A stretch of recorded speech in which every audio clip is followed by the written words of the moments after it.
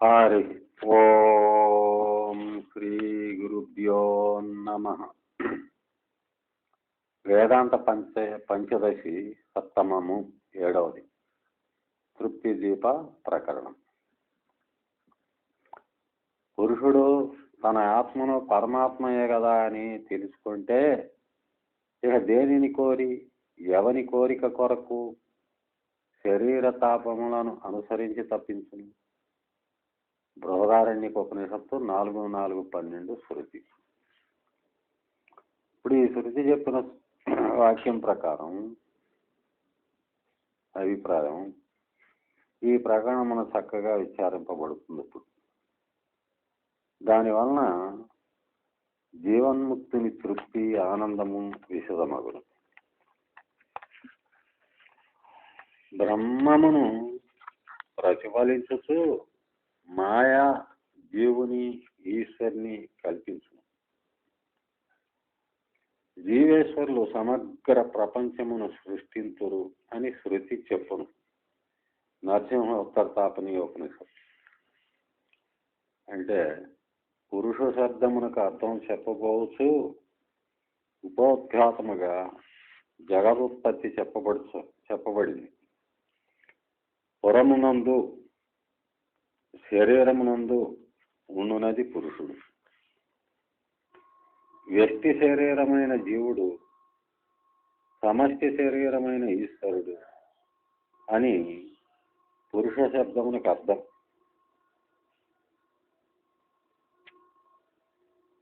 సంకల్పము మొదలు ప్రవేశము వరకు గల సృష్టిని ఈశ్వరుడు కల్పించింది.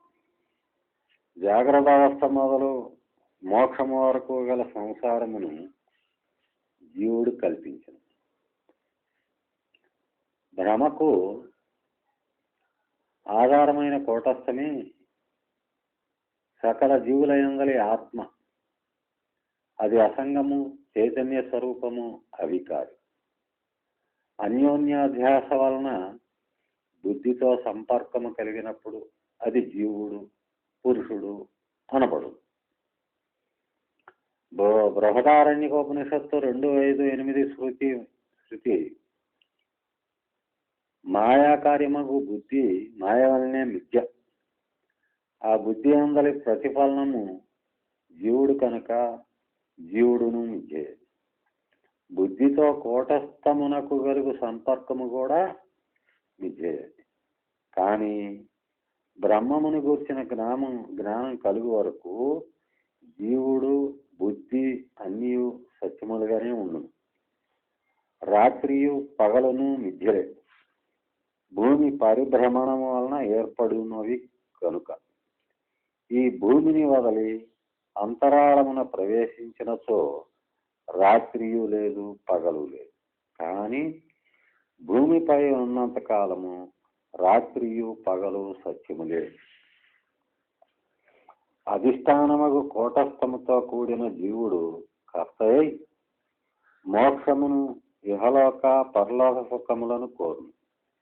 ఆధారము లేకయే భ్రమలు కలుగుట ఎచ్చట గాని సంభవింపదు కదా. అట్లే కేవలం చిదాభాసం మాత్రం ఉండజాలదని ఉద్దేశం. సాధారణంగా చిదాభాసమే జీవుడిగా వ్యవహృతమైనను ఇక్కడ కొంత భేదం చూపబడి ఆధారమగు కూటస్థము, ప్రతిఫలనమగు చిదాభాసము, ప్రతిఫలించు అంతఃకరణము, ఈ మూడును కలసి జీవుడు అనబడు. వీని యందు అన్యోన్యాధ్యాసచే జీవునకు కర్తృత్వ బోధ కలిగి మోక్షాదులను అన్వేషించు. కేవలం సిధాభాసుడు అట్లు చేయలేడు, కారణం లేకపోవడం చేత, అంతఃకరణం లేకపోవడం చేత. అధిష్టానముగు కూటస్థముతో కూడిన జీవుడు భ్రమాంశముగు అంతఃకరణము, సూక్ష్మ స్థూలాది శరీరములతో తాదాత్మ్యము భావించినప్పుడు ఈ శరీరముల సుఖదుఖములు తనవనియు, నేను అనియు, సంసారిననియు జీవుడు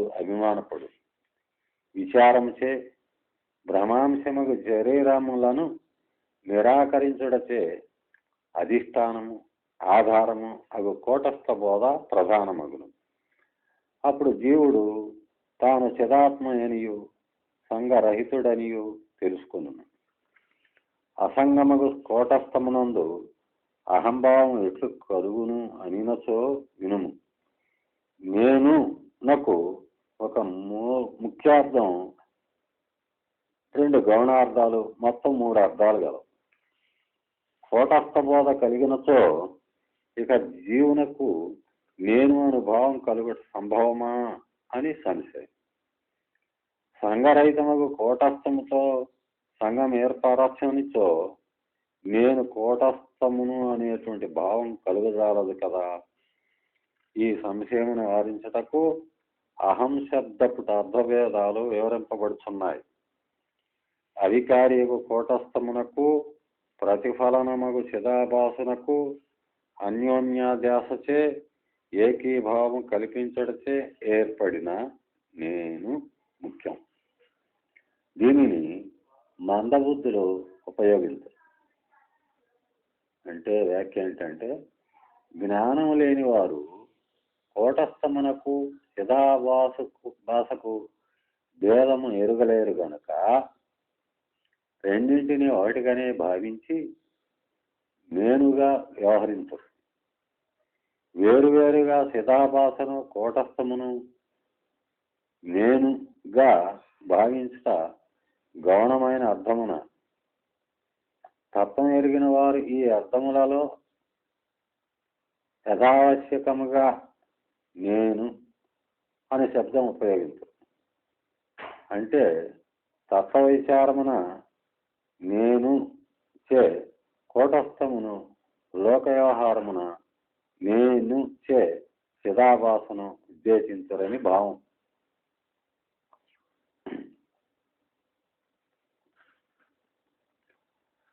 లౌకిక వ్యవహారములకు నేను పోతున్నాను మొదలగు ప్రయోగములందు జ్ఞాని పురుషుడు కూటస్థము నుండి చిదాభాసను వివక్షించియే నేనును ఉపయోగించును. నేను అసంగుడను, నేను చితాత్మను అని శాస్త్రీయ దృష్టితో కూటస్థమును ఉద్దేశించియే జ్ఞాని పురుషుడు నేను అనే శబ్దమును ఉపయోగించను. ఇక్కడ ఆక్షేపం ఉంటుంది ఏంటంటే, జ్ఞానిత్వము అజ్ఞానిత్వము చిదాభాసను గూర్చి చెప్పవలనే కానీ కూటస్థముకు ఆత్మను గూర్చి కాదు. అట్లుండగా చిదాభాసుడు నేను కూటస్థమునని ఎట్లు తెలియగలడు?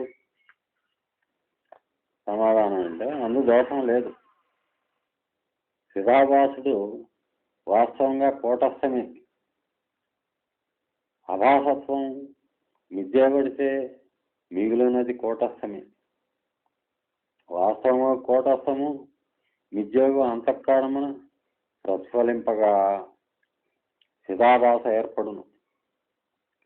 జ్ఞానం వలన ఆభాసత్వం లేకపోవడిచే చిదాభాస యందు చిత్తు మాత్రమే, కూటస్థం మాత్రమే మిగులును. ఇక్కడ ఆక్షేపం ఇంకోటి ఏంటంటే, చిదాభాసుని నేను కూటస్థమును అని బోధ కూడా మిథ్యే కదా. సమాధానం ఏంటంటే మిథ్యే కాదని ఎవరందరూ? త్రాటిపై ఆరోపింపబడిన పాము కదలికలు సత్యమని ఎవరు స్వీకరించరు? అద్వైతంపై ఇది సాధారణంగా విమర్శ. అంతఃకరణము మిథ్య అయితే అది కల్పించిన వేదాంత సిద్ధాంతం కూడా మిథ్యయే అని. కానీ ఏ మిథ్యకైనను ఆధారమగు సత్యం ఒకటి ఉండవలనే కదా.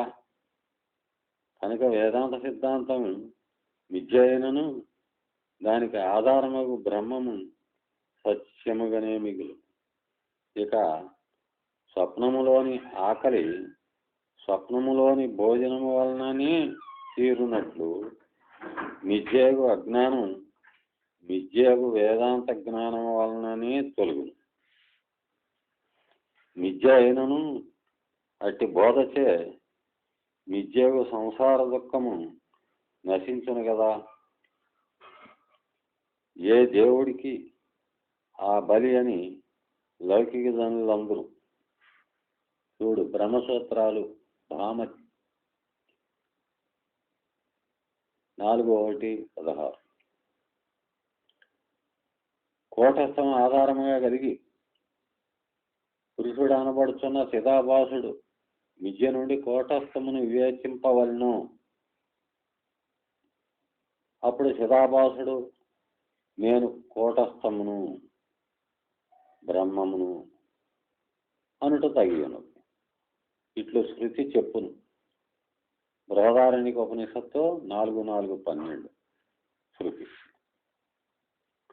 సామాన్య మానవుడు దేహమే తాను అను బోధను ఎంత మాత్రం కానీ సంశయము విభ్రమము లేక కలిగి ఉండు.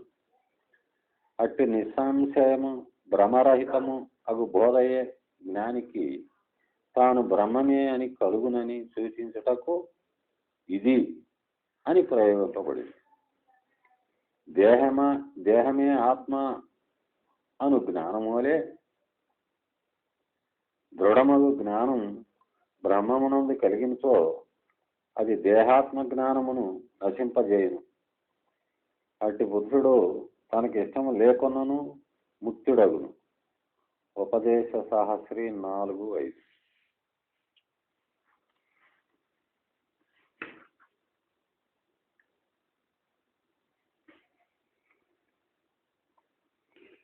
ఇదియే నేను అనే వాక్యములో ఇది జ్ఞేయమగు విషయమును సూచించును. బ్రహ్మము జ్ఞేయ విషయం కాదు గనక ఆ పదము బ్రహ్మమును చూపింపజాలదు అంటే నిజమే. కానీ ఆ బ్రహ్మము ప్రత్యేగాత్మగా స్వయం ప్రకాశమే గనుక సర్వదా అపరోక్షంగానే తెలియబడుతున్నది.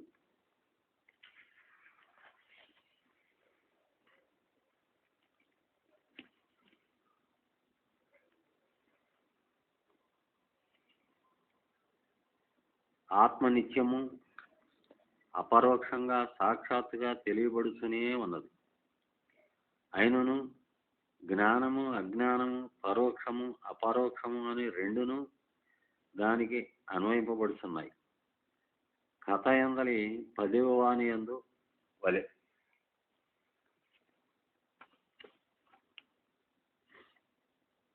కథ ఏంటంటే 10 మంది మూర్ఖులు ప్రయాణము చేస్తూ ఒక నదిని దాటివి. అందరినూ దాటిరో లేదో అని లెక్క చూసుకొనగా ప్రతివాడును 9 మందినే లెక్కింపగలిగింది. తనను లెక్కించుకొనక పోడితే దాంతో వారు 10వ వాడు నది యందు మునిగిపోయినని ఏడ్చుతుండగా బాటసారి ఒకడు వారిలో ఒకనిచే 9 మందిని లెక్కింపజేసి లెక్కించిన వాని తలపై గట్టిగా మొట్టి విడుగో 10వ వాడు అని చూపాను. లెక్కించిన 9 అను సంఖ్యచే జ్ఞానమును పోగొట్టుకొని పరిభ్రాంతుడైన 10వ వాడు తాను 9 మందిని చూస్తున్నాను తానే 10వ వాడని తెలియజాలడు. 10వ వాడు తానే అగుడ చేత తనకు ఎదురుగా ఆ 10వ వాణిని చూడలేడు. అందుచేత 10వ వాడు కనిపించడలేదే లేడే అని అను. దీనిని అజ్ఞానకృతమైన ఆవరణమందురు. 10వ వాడు నది యందు మరణించినని దుఃఖించుతూ పెద్దగా ఏడ్చుదురు. ఈ ఏడుపులు పొడబబ్బల్నే విద్వాంసులు అజ్ఞానకృతమైన విక్షేపం అంటారు. చావలేదు 10వ వాడు బ్రతికే ఉన్నాడు అని ఆప్తుల నుండి విని స్వర్గాది లోకముల ఉనికిని గూర్చి శృతి వాక్యముల ద్వారా తెలుసుకున్నట్లే పదోవాని గురించి పరోక్షంగా తెలుసుకొనును. పదోవాడవు నీవే అని వానిచే లెక్కింపజేసి చూపగా అపరోక్షంగా సాక్షాత్తుగా తెలుసుకొని హర్షమునందును. ఇక ఏడవడు. చిదాత్మని గూర్చి సప్తదశలను చూడవచ్చు. అజ్ఞానము, ఆవరణము, విక్షేపము, పరోక్షము, అపరోక్షం అను రెండు విధములైన జ్ఞానములు, తృప్తి, దుఃఖనాశము అనున్నది ఆ 7 దశలు. సంసారమునందే లగ్నమైన మనస్సు గల చిదాభాసుడు తన నిజస్వరూపము స్వప్రకాశము ఆయన కూటస్థమును తెలియడు. ఇది అజ్ఞాన దశ. ప్రసంగవశమున కూటస్థము కనిపింపదు, అది లేదు అను. ఇది అజ్ఞానం వలన కలుగు ఆవరణ దశ. మీది మిక్కిలి నేనే కర్తను భోక్తను అని కూడా భావించు. ఇది విక్షేప దశ. గురూపదేశాదుల వలన పరోక్షంగా కూటస్థము కలదు అని తెలుసుకొను. పిదప విచారపూర్వకంగా స్వానుభవముననే నేను కూటస్థమును అని తెలియను. ఇది అపరోక్ష జ్ఞానం. డైరెక్ట్ పరోక్షంగాంది. ఆపై పుణ్యాపుణ్య కర్మలకు నేను కర్తను, సుఖదుఖములను అనుభవించు భోక్తను నేనే మొదలగు దుఃఖ సమూహమును వదిలివేయను. చేయవలసింది చేయబడింది, లభింపదగినది లభ్యమైనది అని భావించి సంపూర్ణ తృప్తిని పొందును. అజ్ఞానము, ఆవరణము, విక్షేపము, పరోక్ష జ్ఞానము, అపరోక్ష జ్ఞానము, దుఃఖ నివృత్తి, నిరతిశయమైన తృప్తి. చిదాభాసుడగు జీవుడు ఈ సప్తదశలను గడుచును. ఇవియే బంధమును మోక్షమును కూడా కల్పించును. అందు మొదటి 3 బంధకారణమని చెప్పబడినాయి. నాకు తెలియదు అను భావము, సత్యమును గూర్చి నిర్లక్ష్యము, వివేకము లేకపోవట అనునవి అజ్ఞానమని చెప్పబడినాయి. అశాస్త్రీయముకు తర్కము ద్వారా కూటస్థము కనిపింపదు, అది లేదు అను విపరీత వ్యవహారము ఆవరణము యొక్క ఫలం. చిదాభాసుడు సూక్ష్మ స్థూల శరీరములతో తాదాత్మ్యము నొందుట విక్షేపం అనబడింది. దీనివలన కర్తృత్వ భావనతో ప్రారంభమగు సకల దుఃఖములకు లోనగు. ఈ దుఃఖజాతమే సంసారం, అది బంధము.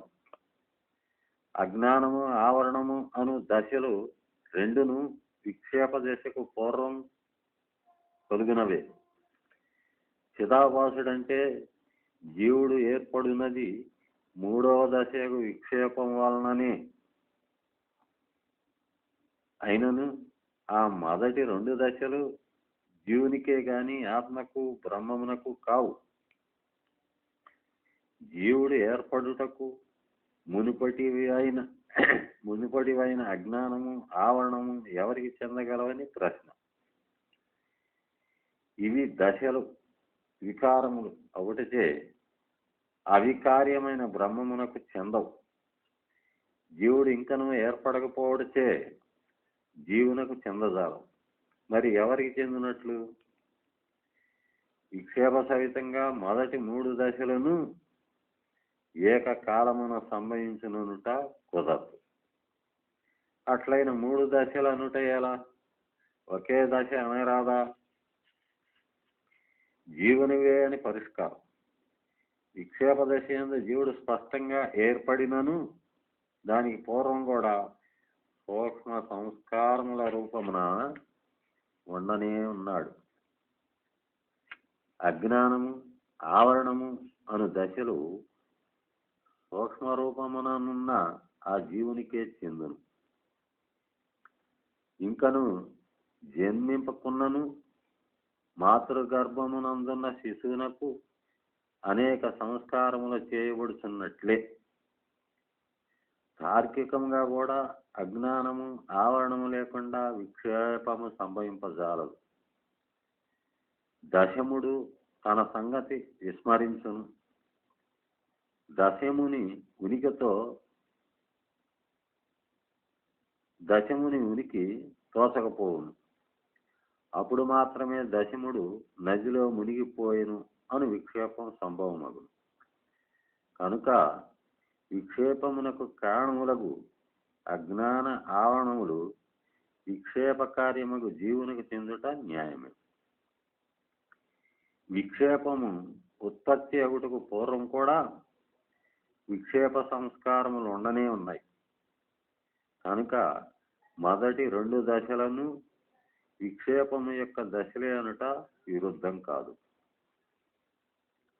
బ్రహ్మపై ఆరోపింపబడుట చేత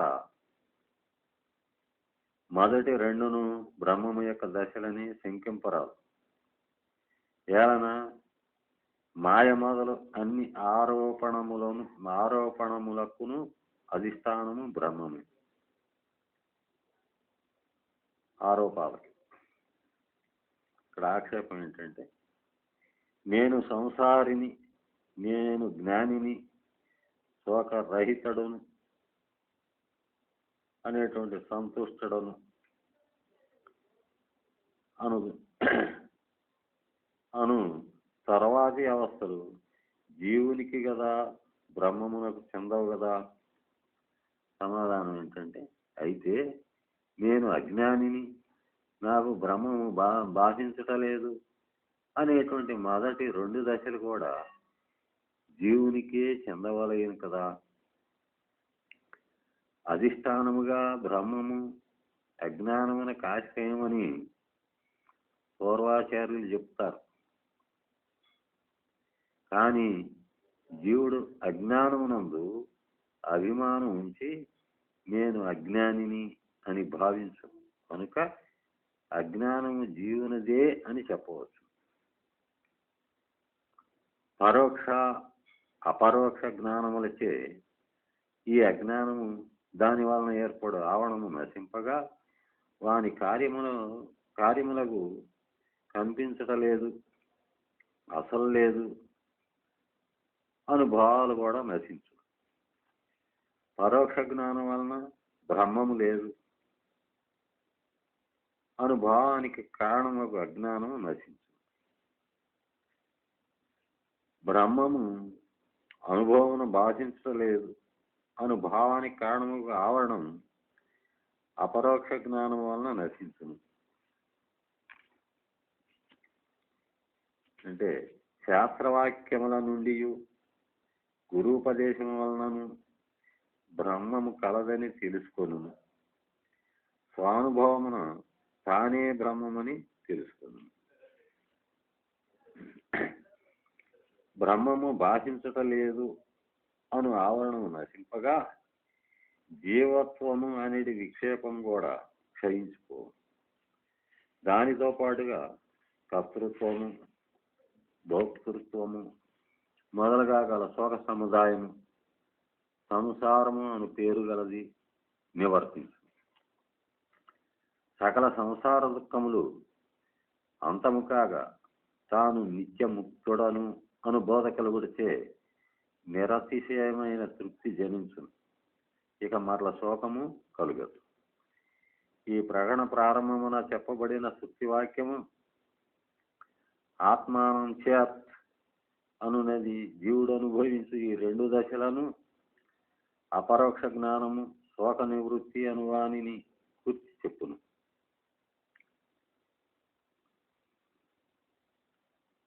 ఆయం ఇది అను శబ్దంచే అపరోక్షత్వం సూచింపబడింది. ఇదియే నేను అను వాక్యమున ఇది అను శబ్దము ఆత్మ స్వయం ప్రకాశమనియు, ఆ స్వయం ప్రకాశమైన ఆత్మను విషయరూపముగా బుద్ధి చూచుననియు రెండు విధములైన అపరోక్షత్వం చూపింపబడింది. పరోక్ష జ్ఞాన కాలమునందును ఆత్మ సుప్రకాశమే. ఆత్మ స్వప్రకాశము అది కలదు అని బుద్ధి స్పష్టంగా గ్రహించును. దీనివలన పరోక్ష జ్ఞాన కాలమున బ్రహ్మము యొక్క స్వయం ప్రకాశత్వమునకు ఏమీయూ బాధ కలగదు. నేను బ్రహ్మమును అనక బ్రహ్మము కలదు అనుట పరోక్ష జ్ఞానం. ఈ పరోక్ష జ్ఞానం భ్రాంతి కాజాలదు. దీనిని నిరాకరించే నిరూపణ లేకపోవడం చేత, అంటే బ్రహ్మము లేని వస్తువేదియు లేకున్నను బ్రహ్మము పరోక్ష జ్ఞానమునకు విషయమగుతున్నది. బ్రహ్మము కలదు మొదలగు వాక్యములు పరోక్ష జ్ఞానమును కలిగించును. ఇది భ్రాంతియా అంటే కాదు. భ్రాంతిని 4 విధములుగా నిరూపించవచ్చును. వానిలో ఏదియు బ్రహ్మము పట్ల వర్తింపదు. అవి ఏ క్రమంగా చెప్పబడుతున్నాయి. ఇప్పుడు బ్రహ్మము లేదు అని నిరూపింపగలిగినచో అప్పుడు బ్రహ్మము కలదు అను జ్ఞానము భ్రాంతి అనవచ్చును. కానీ బ్రహ్మము లేదు అనుటకు ప్రబలమైన ప్రమాణం ఏమీ లేదు కనుక బ్రహ్మము కలదు అనుట భ్రాంతి కాదు. మొదటిది విరుద్ధమైన ప్రతిపాదనము సత్యమని నిరూపించుట. ఇది బ్రహ్మము పట్ల నిరూపింపబడలేదు.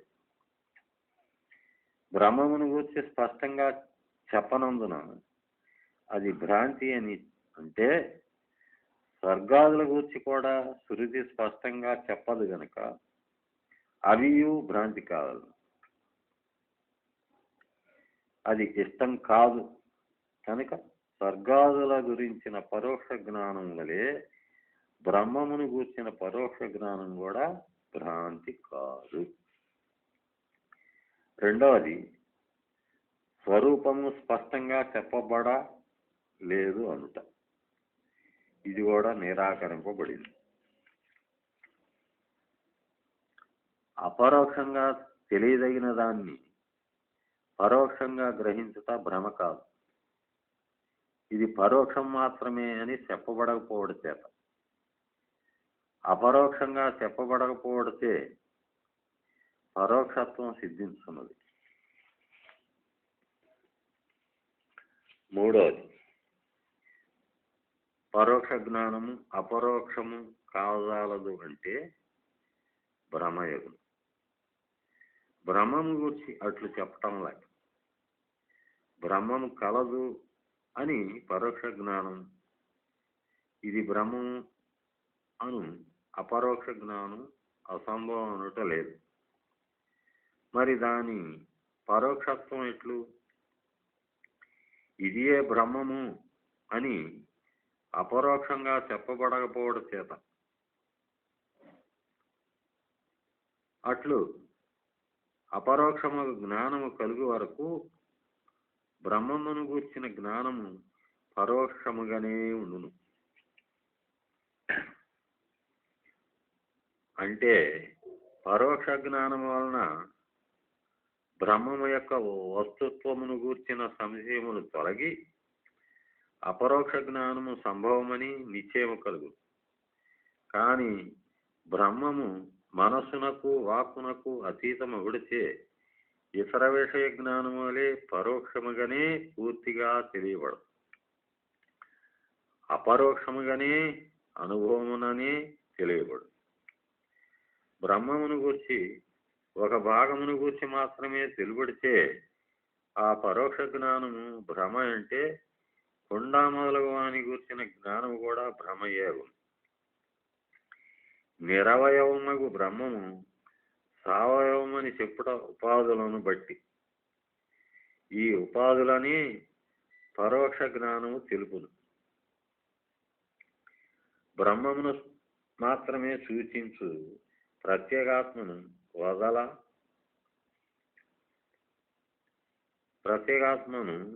వదలనని ఉద్దేశం. కొండను గూర్చిన జ్ఞానం కలిగినను కొండ ఎందు ఏమి ఉన్నదో తెలియకపోవడితే ఘట జ్ఞానం భ్రమ కానట్లే, ఇంకను ప్రత్యేగాత్మ గురించి చెప్పకున్నాను బ్రహ్మను గూర్చిన జ్ఞానం భ్రమ కాదు. ఇది 4వది. బ్రహ్మము లేకపోవచ్చును అను సంశయమును పరోక్ష జ్ఞానము తీర్చును. బ్రహ్మము ప్రకాశింపదు, అనుభవగతము కాదు అనుభావమును అపరోక్ష జ్ఞానం నశింపజేయను. పదోవాడు కలడు, మునిగిపోలేదు అనుట పరోక్ష జ్ఞానం. అది భ్రమ కాజాలదు. అట్లే బ్రహ్మము కలదు అను పరోక్ష జ్ఞానం భ్రమ కాదు. రెండింటి యందు సత్యమును ఆవరించు అజ్ఞానం తొలగుట సమమే. సత్యాన్ని ఆవరించినటువంటి అజ్ఞానం తొలగుట సమమే. పరోక్ష జ్ఞానము అపరోక్షమైనంత మాత్రమున భ్రమ కాజాలదు. సోపపత్తికముగా కలిగినప్పుడు అది అపరోక్ష జ్ఞానమునకు దారితీను. పదోవాడు కలడు అని ఒక నమ్మకమైనటువంటిది వాని ద్వారా వినుట వలన శోకము తగ్గును. పిదప వాడెక్కడ కలడని పరీక్ష జరిగి వాడు ప్రత్యక్షమగును. ఈ ఆత్మయే బ్రహ్మము అను శృతివాక్యమును చక్కగా విచారించడతే నేను బ్రహ్మమును అను అపరోక్ష జ్ఞానం కలుగును.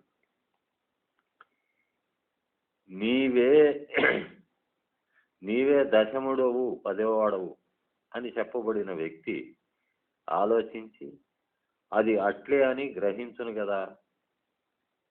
అపరోక్ష జ్ఞానానికి విచారము ప్రధానమా, శృతి అందలి మహావాక్యం ప్రధానమా అనడంలో భేదాభిప్రాయాలు ఉన్నాయి. సామాన్యంగా మహావాక్యమే ప్రధానమని స్వీకరింపబడింది.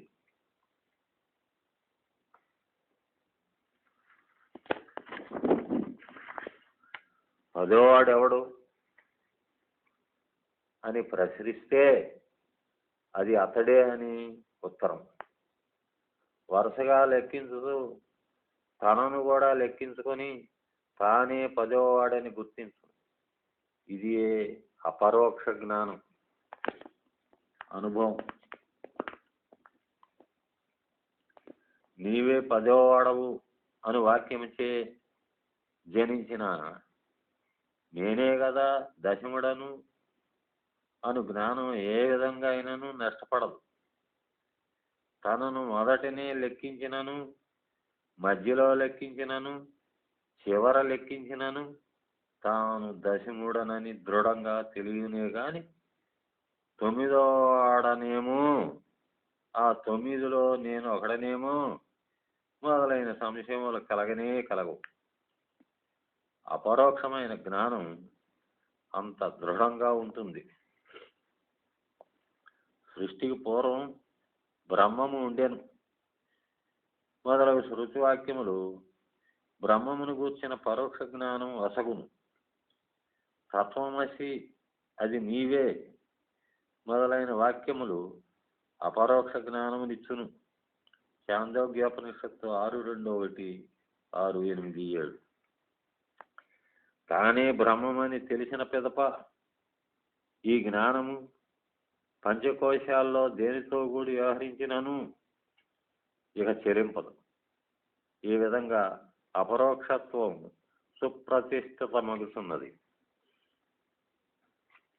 ప్రాచీన కాలమున భృగు మహర్షి జగత్తు యొక్క సృష్టి స్థితి లయములను లయములకు బ్రహ్మమే కారణమని విచారించి పరోక్షంగా తెలుసుకుని పిదప పంచకోశములను వివేచన చేసి అపరోక్ష జ్ఞానం పొందిను. తైత్రీయోపనిషత్తు 3:1 ప్రతి గమనించవచ్చు.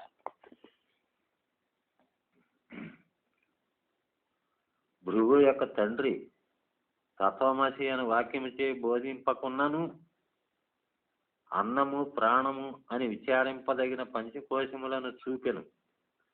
తైత్రీయోపనిషత్తు 3:6 శృతి. అన్నమయాది కోశాలని మరల విచారించి ఆనందమయ కోశమునందు బ్రహ్మము యొక్క లక్షణాలని గమనించి నేనే బ్రహ్మమును అని నిశ్చయి.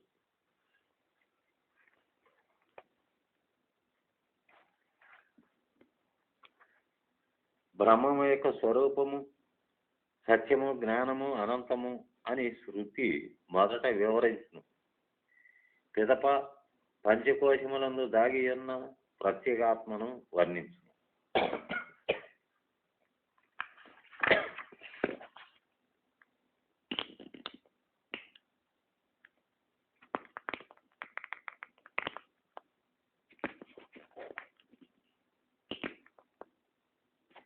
తైత్రీయోపనిషత్తు 2:1-5 సత్యం జ్ఞానం అనంతం అనునవి బ్రహ్మము యొక్క స్వరూప లక్షణములు. సృష్టి స్థితి లయ కారణత్వాదులు తటస్థ లక్షణాలు. స్వరూప లక్షణములకు మార్పు ఉండదు. తటస్థ లక్షణములు ఒకప్పుడు ఉండవచ్చును, ఒకప్పుడు లేకపోవచ్చు. కాకి వ్రాలి ఉండుట ఒకానొక ఇంటికి తటస్థ లక్షణం. ఇనుప ద్వారం కలిగి ఉండుట స్వరూప లక్షణం.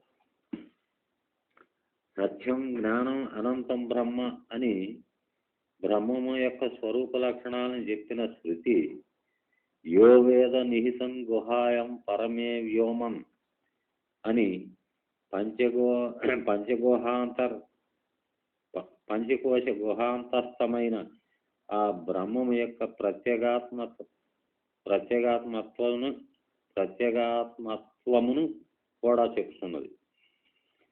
ఇంద్రుడు లక్షణముల ద్వారా బ్రహ్మమును గూర్చిన పరోక్ష జ్ఞానము సంపాదించను.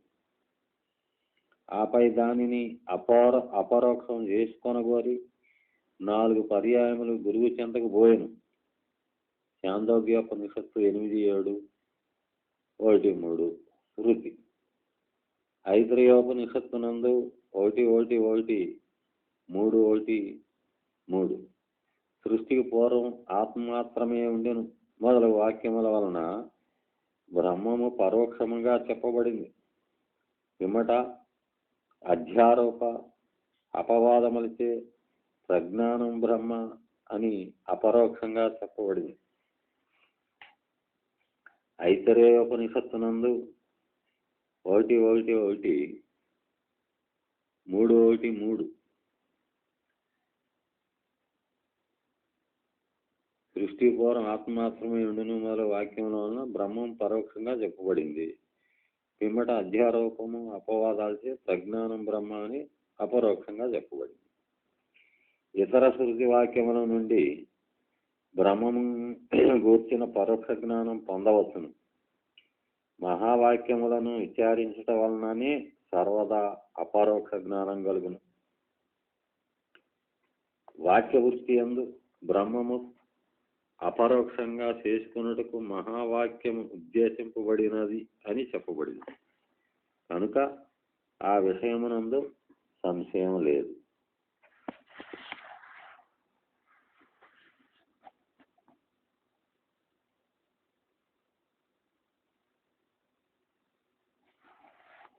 త్వం నీవు అను పదముచే సూచింపబడినది అంతఃకరణం ఉపాధిగా గల చైతన్యము చిదాత్మ.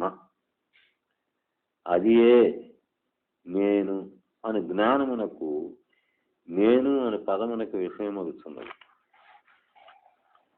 మాయ ఉపాధిగా గలది, జగత్కారణమైనది, సర్వజ్ఞత్వము, సర్వేశ్వరత్వము మొదలైన లక్షణములు గలది. పరోక్షంగా తెలియబడునది. స్వరూపమున సత్యము, జ్ఞానము మొదలైనది అగునది. తత్తు అను పదముచే సూచింపబడుతున్నది. త్వం, తత్తు అను పదములకు వాచ్యార్థము అంటే పైకి తోచుతున్న అర్థం చెప్పబడింది. ఇట్టి లక్షణములు గల తత్తు, త్వం అనునవి ఒకటియే అగుట, తత్వమసి అనుట అసంగతం గదా. కనుక వాచ్యార్థమునందు ఐక్యత ఉద్దేశింపబడిన అర్థమే లక్షణార్థం. అది ఇప్పుడు వివరింపబడుతున్నది.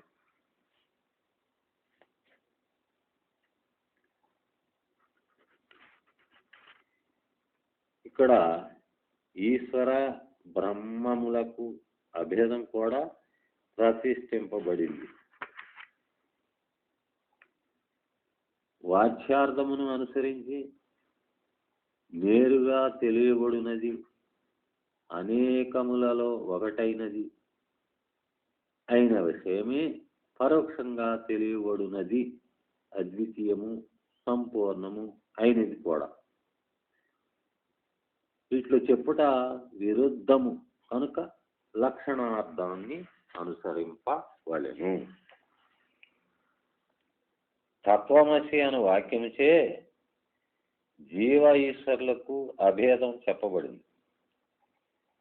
అనేక జీవులలో ఒకడుగా నేరుగా తెలియబడేవాడు అగు జీవుడే సంపూర్ణుడు, అద్వితీయుడు. శృతి వాక్యములచే తెలియబడువాడు అగు ఈశ్వరుడగుట అసంగతం.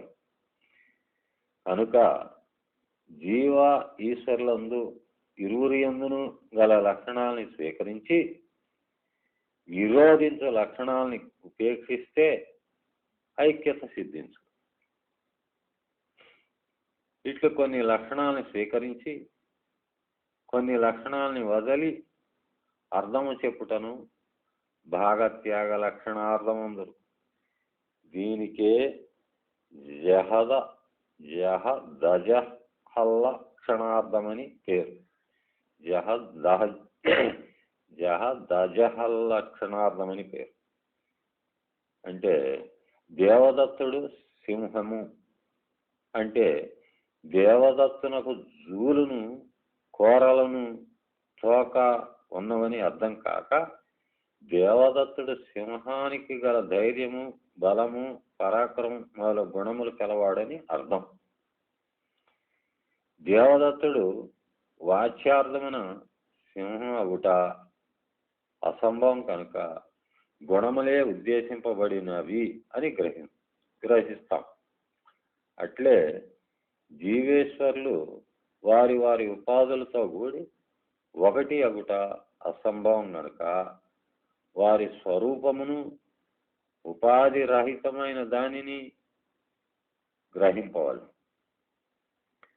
తత్వమసి మొదలగు వాక్యములందు అతడే ఇతడు మొదలు వాక్యములందరి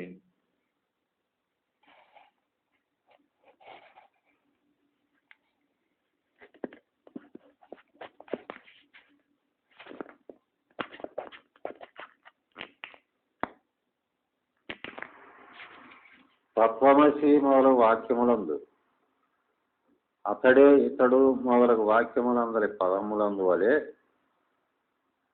అన్వయింపవలసిన లక్షణార్థము భాగ లక్షణార్థము అంటే భాగత్యాగ లక్షణార్థం ఇతరము కాదు.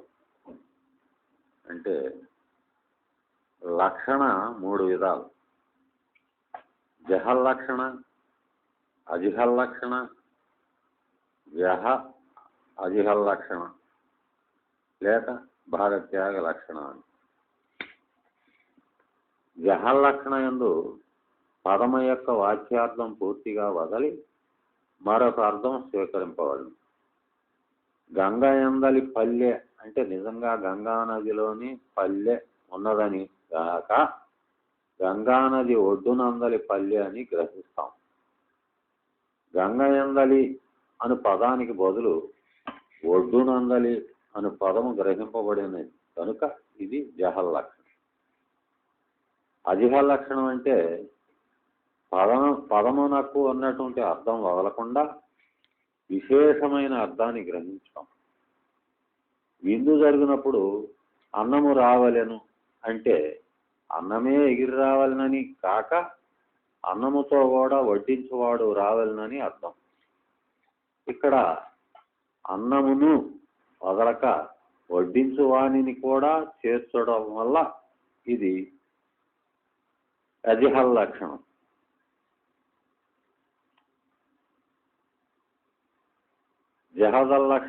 జహద అజిహల్లక్షణం అంటే పదములందలి కొన్ని అంశాలని వదిలి కొన్ని అంశములను మాత్రం స్వీకరించుట. ఆ దేవదత్తుడే ఇతడు అన్నప్పుడు కొన్ని సంవత్సరముల కిందట చిన్న బాలుడై చీమిడి ముక్కుతో 3వ తరగతి అందుండిన ఆ దేవదత్తుడే దృఢగాత్రుడు, ఆజానుబాహువు, శాస్త్ర పారంగతుడు అయిన ఇతడు అని అర్థం తెలియదు. ఈ దేవదత్తులను వివిధ సమయములందు మాత్రమే చూచువారికి గుర్తు తెలియదు. కానీ సోమదత్తుని పుత్రుడు అను సామాన్య లక్షణము వలన దేవదత్తుల యందలి విరుద్ధాంశములను లక్షణాలని వదలి ఓహో ఈ దేవదత్తులు ఒక వ్యక్తియే కదా అని బోధపడు. అట్లే ఉపాధిగతములైన అల్పజ్ఞత్వము, అంతఃకరణ వర్తిత్వము, సర్వజ్ఞత్వము, మాయాధీశ్వరత్వము అను విరుద్ధ లక్షణాలని వదలి చైతన్య స్వరూపము అను సామాన్య లక్షణమును గ్రహిస్తే జీవేశ్వరుల అభేదము సిద్ధించు. ఈ లక్షణయే గ్రహింపవలను, మొదటి 2 లక్షణాలను కాదు అని శ్లోకం యొక్క అర్థం. తత్వమసి అను వాక్యమునందు సంసర్గము వలన గాని విశేషణయుతమగుట వలన గాని వాక్యార్థము అంగీకరింపలేము. స్వగతాది భేదములు లేని అఖండము ఏకరసము అగు వస్తు స్వరూపముగా విద్వాంసులు వాక్యార్థమును స్వీకరించురు. వాక్యమునకు అర్థము దాని అందరి పదముల అన్వయముచే కలుగును. ఈ అన్వయమునే సంసర్గము అందురు. సంసర్గార్థము తెలియవలనన్న 4 లక్షణాలు ఉండవలె. ఆకాంక్ష అంటే వాక్యములోని ఏ పదమైనను లేనిచో వాక్యము యొక్క పూర్తి అర్థమునకు లోపము కలుగును. యోగ్యత పదముల మధ్య పరస్పర సంబంధం. 3 తాత్పర్యం అంటే ఆ పదముల ప్రయోగానికి తగిన సందర్భం ఉండటం. 4 సన్నిధి అనగా వాక్యమునందలి పదములన్నీ సమముగా తగిన క్రమమున తగిన వేగమున ఉచ్చరింపబడుట. ఆవును కొని రమ్ము అను వాక్యమును క్రయ విక్రయ సందర్భమున ఉచ్చరిస్తే దాని యందు ఈ లక్షణాలన్నీ ఉండి ఆ వాక్యమునకు సంసర్గార్థమున వాక్యార్థము సిద్ధించు. విశిష్టార్థం అంటే పదాల్లో ఒకటి మరొక దానినిగా అన్యోన్యముగా గాని విశేషణ రూపమున చెప్పును. దండి దేవదత్తుడు అనినచో దండము గల దేవదత్తుడని అర్థం.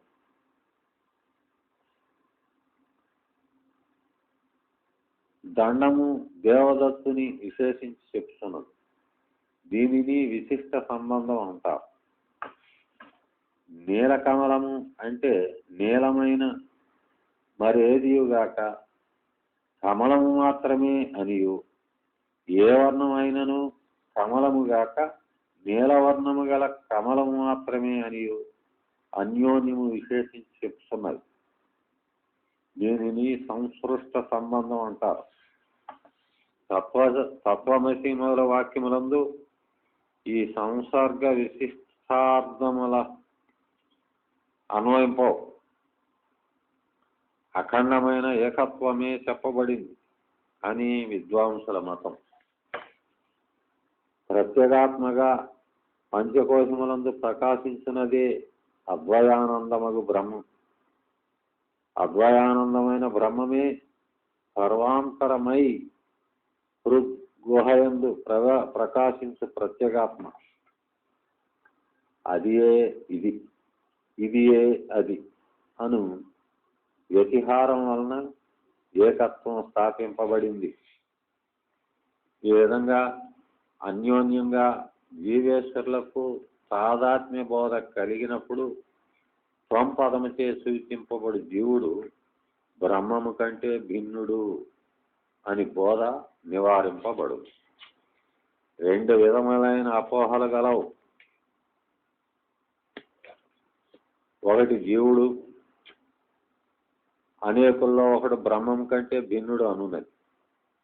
రెండవది బ్రహ్మము జీవుని కంటే భిన్నమైనది ఎచ్చటనో ఉన్నది అనున్నది. ప్రత్యేగాత్మయే బ్రహ్మము అను అపరోక్ష జ్ఞానం వలన రెండు అపోహలను తొలుగుతున్నాయి. తత్ అను పదము వలన సూచింపబడు బ్రహ్మము యొక్క పరోక్షత్వం పోయితే ఏమగును అంటే పూర్ణమగు ఆనంద రూపమున ప్రత్యక్ బోధయే మిగులు. ఇట్లా ఉండగా మహావాక్యముల వలన బ్రహ్మము గూర్చిన పరోక్ష జ్ఞానమే లభించును అనువారు తమ అద్భుతమైన శాస్త్ర సిద్ధాంత విజ్ఞానమును ప్రకటిస్తారు. శాస్త్ర అజ్ఞానం లాంటి విజ్ఞానం యుక్తితో తార్కికముగా సాధించిన శాస్త్ర సిద్ధాంతములు అట్లుండనిమ్ము. శాస్త్రవాక్యముల వలన కలుగునది స్వర్గాదుల వలె బ్రహ్మము గూర్చి పరోక్ష జ్ఞానమే కదా అంటే సర్వదా అట్లా కాదు. నీవే దశముడవు అను వాక్యం వలన అపరోక్ష జ్ఞానము, పదోవాన్ని గూర్చి కలిగినట్లు మహావాక్యముల వలన బ్రహ్మం గూర్చిన అపరోక్ష జ్ఞానం కలుగును.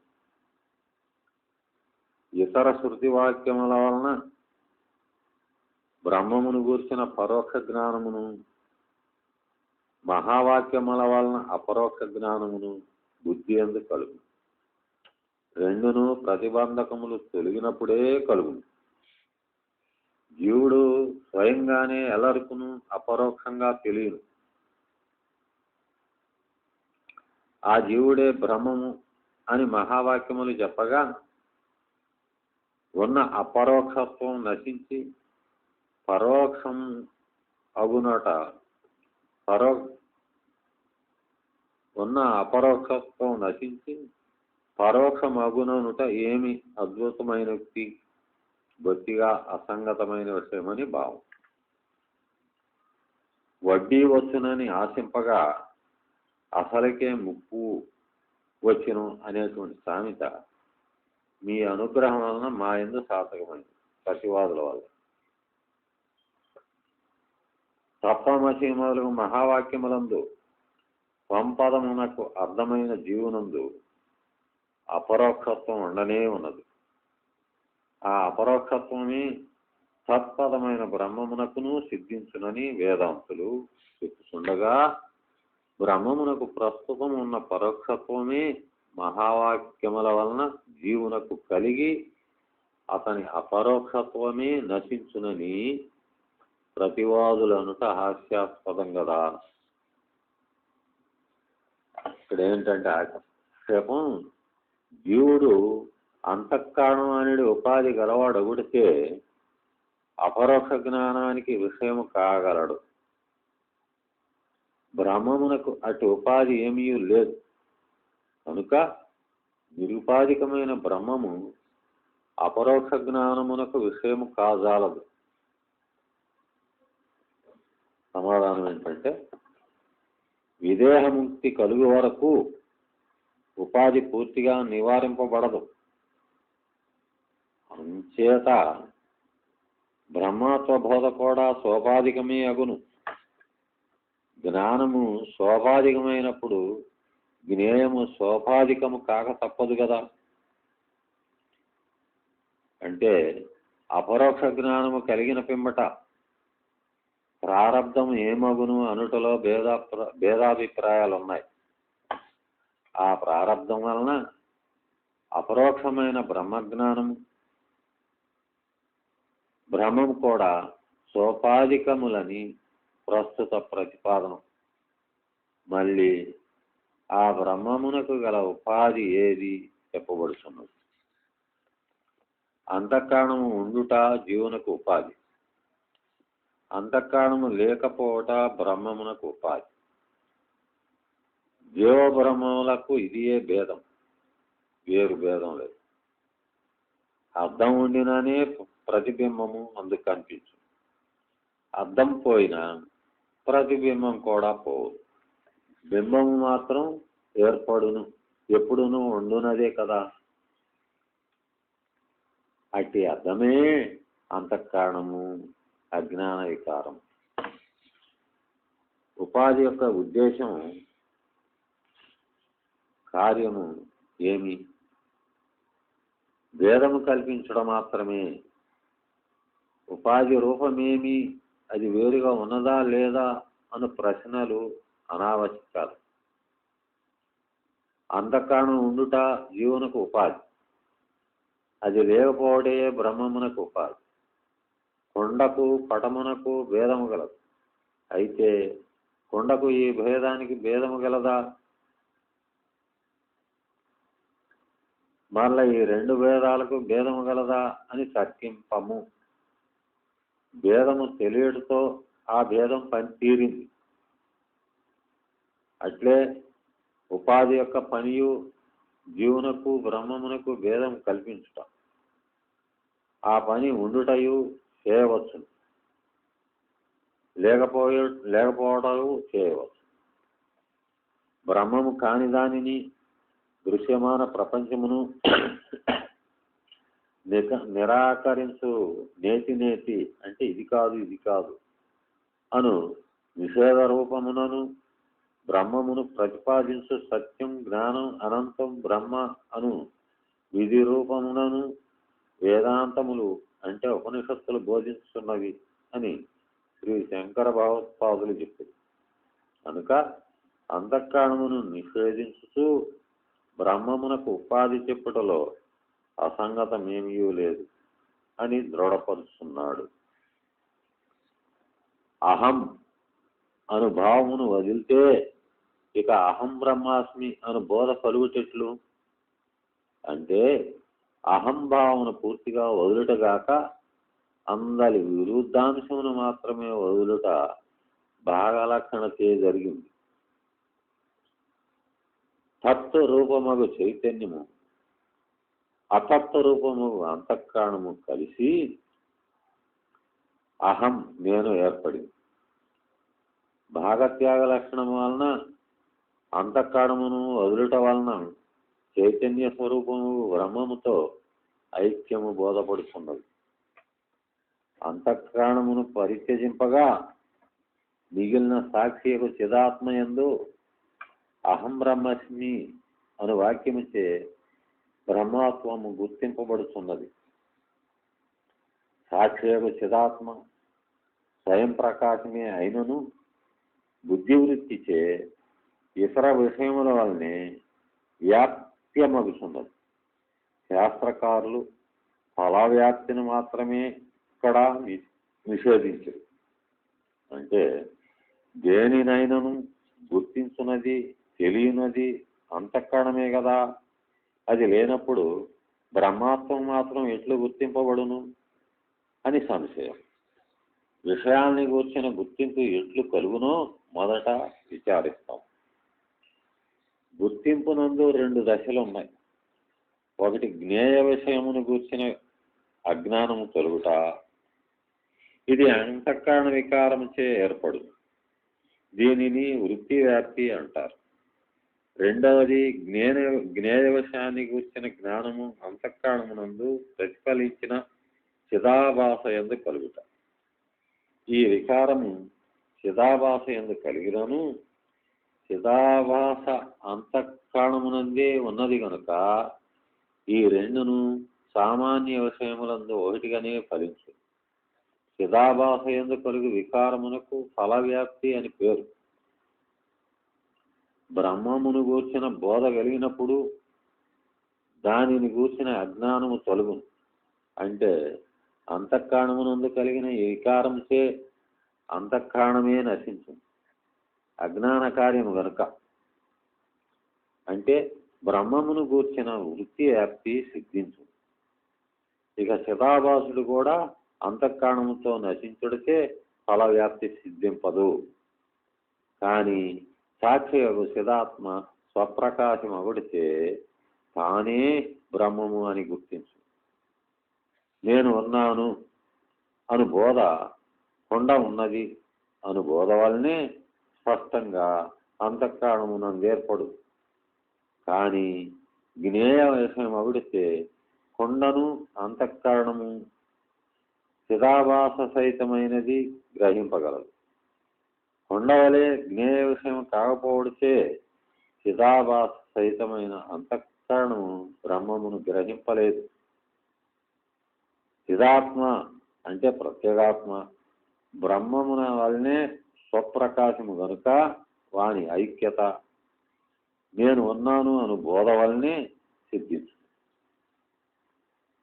ఘటమును తెలియుటయందు బుద్ధియు దాని యందల చిదాభాసము రెండును వికారమునందు. ఘటమును గురించిన అజ్ఞానము బుద్ధి వికారము ద్వారా నశింపగా జడమగు ఘటము స్వయం ప్రకాశము కాకపోవడితే చిదాభాస వికారం ద్వారా స్ఫురించు. బ్రహ్మమును తెలియుటయందు అజ్ఞాన నివృత్తికై వృత్తి వ్యాప్తి అంటే బుద్ధి వికారం ఆవశ్యకమగును. కానీ బ్రహ్మము స్వయముగానే స్ఫురించున్నది కనుక చిదాభాస వికారముగు ఫల వ్యాప్తి అనావశ్యకము. ఘటము మొదలగు అప్రకాశ వస్తువులను చూచుటకు కన్ను దీపము రెండును ఆవశ్యకములు. కానీ ప్రకాశ రూపముకు దీపాన్ని చూచుటకు కన్ను మాత్రమే చాలు. చిదాభాస ఉండినను అది బ్రహ్మమునందే లీనమగు. ఘటాదుల విషయములో వలె విశేష ఫలమును ఇయ్యజాలదు.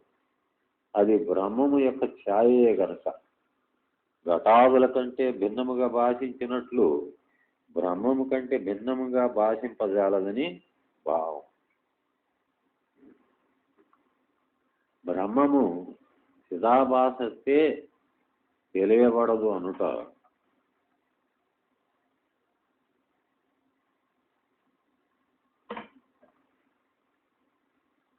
బ్రహ్మము చిదాభాసచే తెలియబడదు అనుట అప్రేయము అనాదించ అనేటువంటి శృతివాక్యం ప్రమాణీకరించున్నది. ఏం శృతి అది? అప్రమేయం అనాదించ మనసై వేదమాతవ్యం అనేటువంటి శృతి బుద్ధిచే తెలియబడుటను అజ్ఞాన నివృత్తి వరకు ప్రమాణీకరిస్తున్నది. అమృత బిందోపనిషత్తు 9, కఠోపనిషత్తు 4:11, ముండకోపనిషత్తు 3:1-7-9, బృహదారణ్యకోపనిషత్తు 4:4-9 శృతులు. పురుషుడు తన ఆత్మను పరమాత్మయే కదా అని తెలుసుకొనినతో అనేటువంటి శృతివాక్యం బ్రహ్మము ఆత్మల ఐక్యతను గూర్చి కలుగు బోధనే తెలుపుతున్నది. అది ఏ అపరోక్ష జ్ఞానం.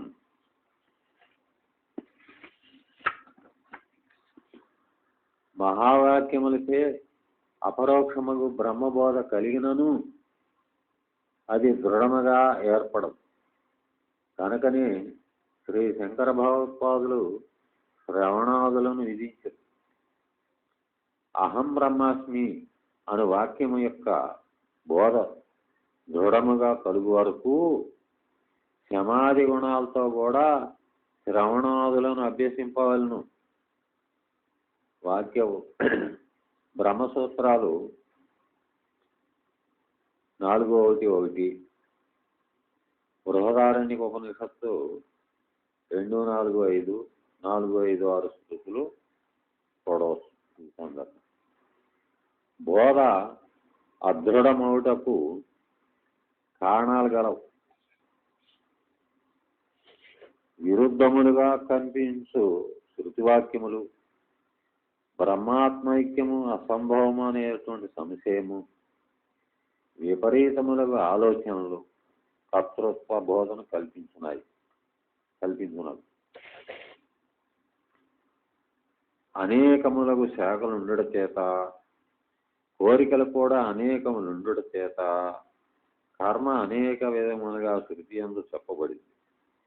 కానీ ఉపనిషత్తులందు బోధింపబడిన బ్రహ్మజ్ఞానమునందు అట్టి భేదము లేదు. కాబట్టి శ్రవణమును అభ్యసింపవలెను. జ్ఞానాదారుఢ్యార్థము ముక్తికోపనిషత్తునందు వేదశాఖలు 1180 ఉండినని చెప్పబడింది. ప్రతి శాఖ యందును ఒక్కొక్క ఉపనిషత్తుగా 1180 ఉపనిషత్తులను, అందున 840 ఉపనిషత్తుల కర్మకాండను గూర్చియు, 232 ఉపాసనాకాండను గూర్చియు, 108 ఉపనిషత్తుల బ్రహ్మమును గూర్చియు అంటే జ్ఞానకాండను గూర్చియు చెప్పును. ఉపనిషత్తులు ప్రారంభమునకు మధ్యను అంతమునందు కూడా బ్రహ్మము ప్రత్యేగాత్మల ఐక్యమునే బోధిస్తున్నవి అను నిశ్చయానికి వచ్చుటయే శ్రవణం. వేదవ్యాసులు, శ్రీ శంకర భగవత్పాదులు బ్రహ్మసూత్రములందు మొదటిదగు సమన్వయాధ్యాయమున ఉపనిషద్వాక్యములన్నిటికీ ఉపనిషద్వాక్యములన్నిటికీ బ్రహ్మాత్మైక్యమునందే తాత్పర్యమనియు, రెండవదగు అవిరోధాధ్యాయమున ఆ విషయము సంభవమే అనియు యుక్తియుక్తముగా నిరూపించును.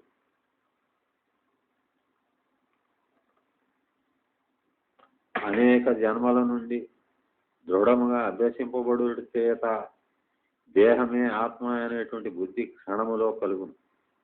అట్లే ఈ దృశ్యమాన జగత్తు సత్యము అనేటువంటి బోధ మరల కలుగును. ఇదియే విపరీతపు ఆలోచనలు. ఇవి చిత్త ఏకాగ్రము వలన నశించును. తత్వోపదేశానికి పూర్వమే ఇది ఉపాసన వలన, ఈశ్వర ఆరాధన వలన కలుగును.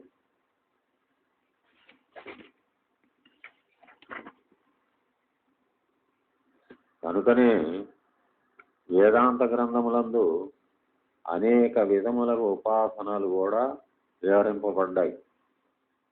బ్రహ్మమును గూర్చిన ఉపదేశమునకు పూర్వం ఉపాసనను అభ్యసింపని వారు విధమునైనా బ్రహ్మాభ్యాసముచే చిత్త ఏకాగ్రాన్ని సాధింపవలె.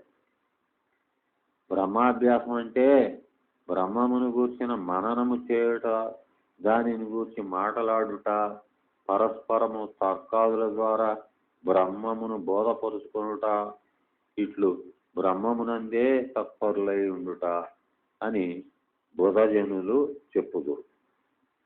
వాసిష్ఠ రామాయణము ఉత్పత్తి ప్రకరణము 22-24 ఈ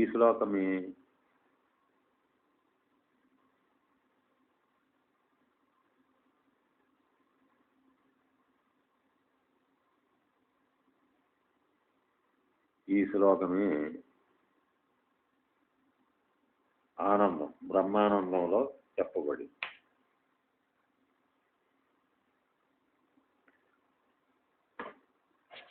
బుద్ధిమంతుడు బ్రహ్మమును గూర్చి నిస్సంశయముగా తెలుసుకొని దాని అందే తైలధార వంటి ప్రజ్ఞను ఉంచవలను. అనేకములకు మాటలను కల్పింపరాదు. దానివలన నోటికి శ్రమయే గాని వేరు ఫలితం ఉండదు. బృహదారణ్యక ఉపనిషత్తు 4:4-21, ముండకోపనిషత్తు 3:1-4 తిరుపులు చూడవచ్చు.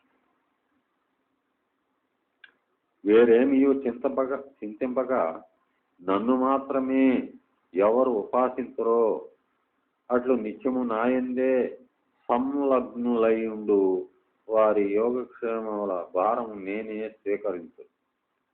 భగవద్గీత 9:22. ఎల్లరుకును ఉత్సాహము శక్తులను జ్ఞానులకు ఆవశ్యకములగు అని భగవంతుడిచ్చునని మధుసూదన సరస్వతి అను. ఇట్లా శృతి స్మృతులు నిరంతరము ఆత్మయందే చిత్తేకాగ్రమును విధించుతున్నవి. ఇది విపరీత భావన నశించుట కొరకే. ఒక విషయాన్ని ఉన్నది ఉన్నట్లుగా గాక దానికి విరుద్ధంగా గ్రహించుట విపరీత భావన. హితకాంక్షయకు తండ్రిని పుత్రుడు శత్రువు అని భావించుట వలె. ఆత్మ దేహేంద్రియాదుల కంటే భిన్నం. ఈ జగత్తు మిథ్య. అట్లుండగా దేహాదులే ఆత్మయని భావించుట, జగత్తు సత్యమని భావించుట విపరీత భావన అగును. తత్వాన్ని గురించి విచారించడం వలన ఆ విపరీత భావన నశించదు. కనుక ముముక్షు సర్వదా ఆత్మ యొక్క దేహాభిన్నత్వమును గూర్చియు జగన్మిథ్యాత్వమును గూర్చియు చింతింపవలను. ఇక్కడ సంశయం ఏంటంటే ఆత్మ యొక్క ఈ దేహాతిరిక్తత జగన్మిథ్యాత్వములను మంత్రజపము మూర్తి ధ్యానముల వలె ఆవర్తించి చెప్పుచుండవలనా లేక మరి ఒక విధమునా నియమము లేవైనా గలవా అని ప్రశ్న. మరి ఒక విధమున అని తెలుసుకోను. అంటే జపాదుల కవలే నియమము లేవియు లేవని ఉద్దేశం. అన్నము తినుటయందు వలే విచారమునందు కూడా ఫలము నేరుగానే కనపడు. ఆకలిగొనిన వ్యక్తి భుజించినప్పుడు ఒక్కొక్క ముద్దతో ఆకలి అంతంతగా తగ్గిపోవట తెలుస్తూనే ఉంటుంది. ఇక్కడ జపము వలె భుజించుట గాని నియమములతో భుజించుట గాని జరగదు. అట్లే జిజ్ఞాసు తత్వచింతన చేయనప్పుడు ఫలము నేరుగానే తెలుస్తుంది. ఆవర్తించుటలు నియమాలు అనావశ్యకాలు. క్షుధార్తుడు అన్నమున్నచో తినును, లేనిచో తినడు. జోదము మొదలవానితో ఆకలిని మర్చిపోయి యత్నించు లేదా ఇష్టానుసారము చేయదు. నడుచుచు పవళించియు కూర్చుండియు అతడు తినవచ్చు. ఏదియో ఒక విధమున ఆకలి తీర్చుకోను. అంటే ఇప్పటి ఆకలి తీరుడుకు భోజనము చేయవలసినట్లే ఇహ జీవితపు దుఃఖములు తీరుటకు తత్వవిచారమే కర్తవ్యమని భావం. నియమాదులు పరలోకము కొరకు. జపము చేస్తే నియమపూర్వకంగా చేయవలను, లేకపోతే పాపము కలుగును. విపర్యముగా స్వర్గము వర్ణము చెరచి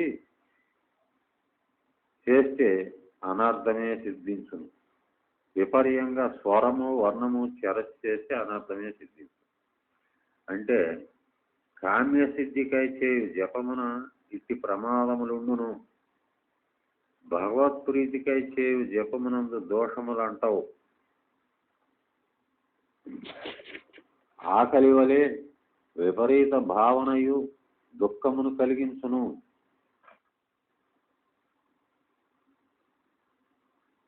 ఏ ఉపాయము చేతనైనను దానిని జయింపవలను.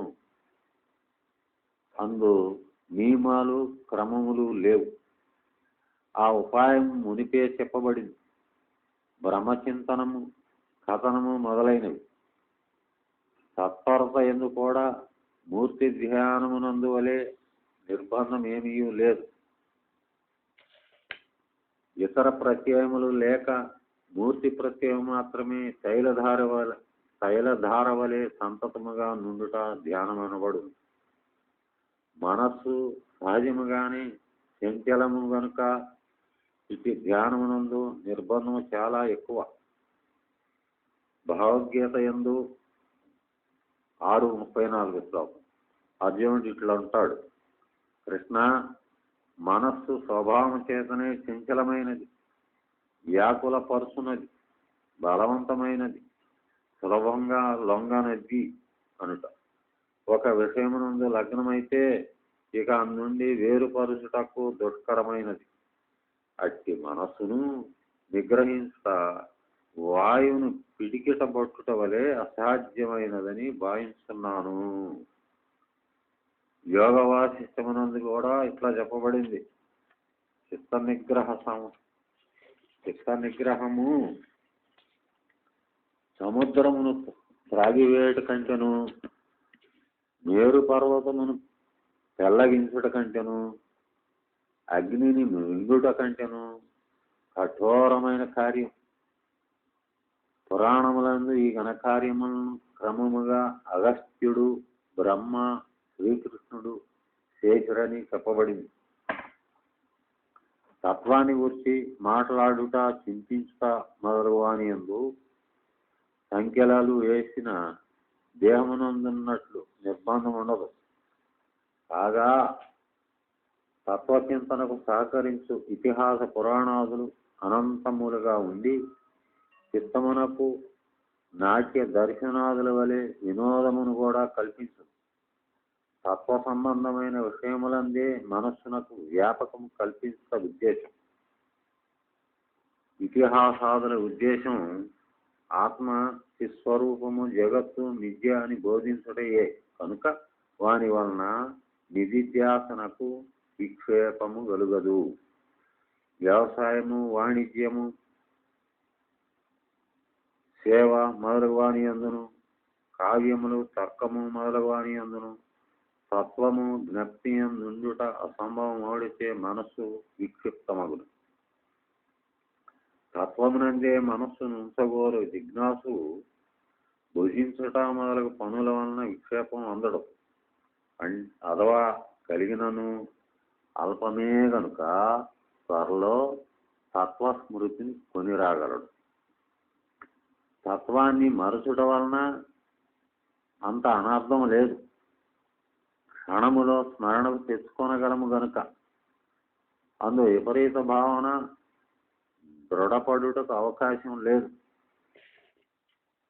వేదాంత భిన్నములకు విషయములను ఎక్కువగా అభ్యసించు వారికి తత్వచింతనకు సమయం మిగలదు. కాగా అట్టి విషయాలు తత్వచింతనను ఉపేక్షించున్నట్లు కూడా చేయను. అభ్యాసభంగము మహాహానికరం. ఆ ఏకమును మాత్రము తెలుసుకొనుము. ఇతర వ్యాకులతను పరిత్యజింపుము. ఇతర వాక్కులను అనియు అనేకములకు మాటలను పలుకుట వాక్కునకు పరిశ్రమ మాత్రమే అనియు శృతి యందు చెప్పబడింది. మండకోపనిషత్తు 2:2-5, బృహదారణ్యకోపనిషత్తు 4:4-21.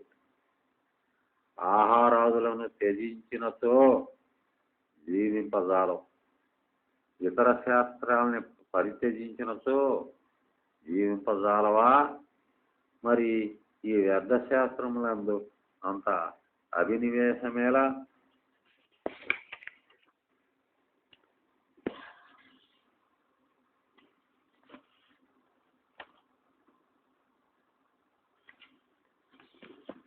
జనకాదులు రాజ్యము లేదు కదా అంటే వారికి తత్వబోధ అంత దృఢముగా ఉండెను గనుక పాలింపగలిగి. అంత దృఢమైన తత్వగ్రహణము నీకును ఉన్నచో తర్కమును అభ్యసింపు, వ్యవసాయము చేయము, మరి ఏదైనాను చేయము. ఈ ప్రపంచము నిజే అను సంస్కారము దృఢముగా ఏర్పడిన పిదప అందరి సుఖదుఖములచే క్లేశము అందక జ్ఞాని పురుషులు ప్రారబ్ధ కర్మ తీరుడికై తదనుగుణముగా ప్రవర్తింతురు.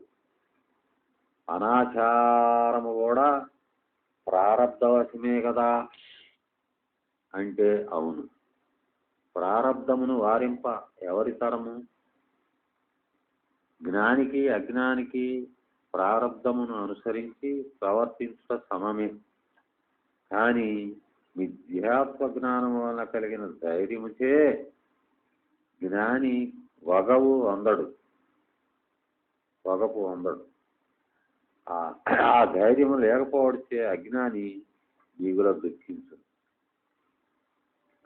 సమముగా అలసిపోయిన బాటసారుల్లో ఒకడు గమ్యము సమీపముననే ఉన్నదని తెలిసి త్వరితముగా నడుచు.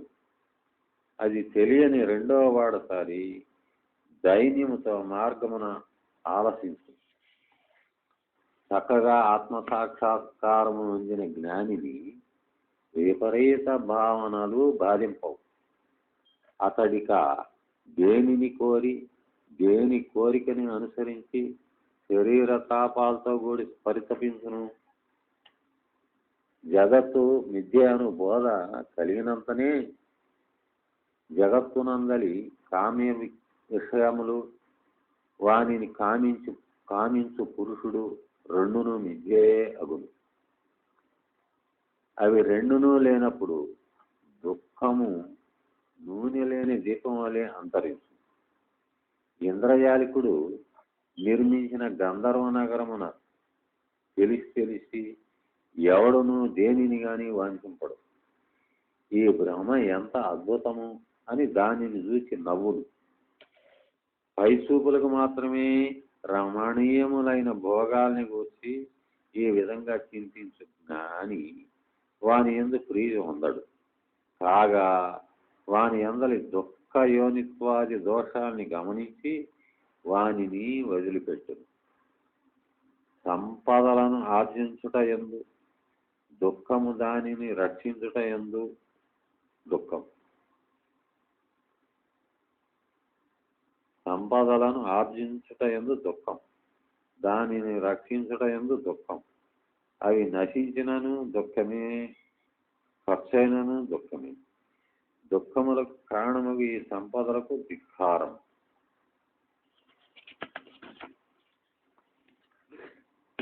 నరములు, ఎముకలు, గ్రంథులు కలిగిన మాంసపు బొమ్మల వంటి వారు స్త్రీలు.